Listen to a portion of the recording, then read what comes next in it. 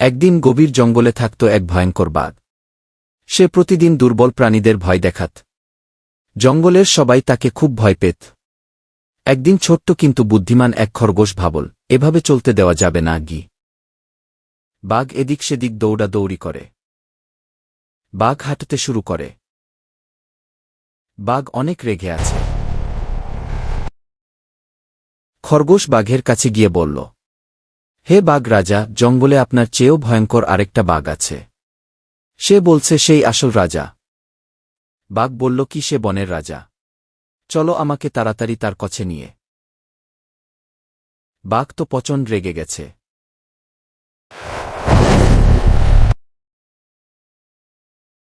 তারা দৌড়াতে শুরু করল।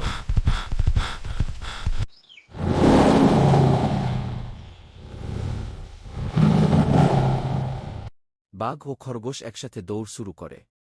তারপর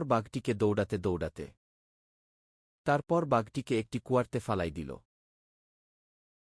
কুয়ার পানিতে বাঘ দেখল তার মতো আরেকটা বাঘ, এবং বাঘকে এভাবেই বোকা বানাল।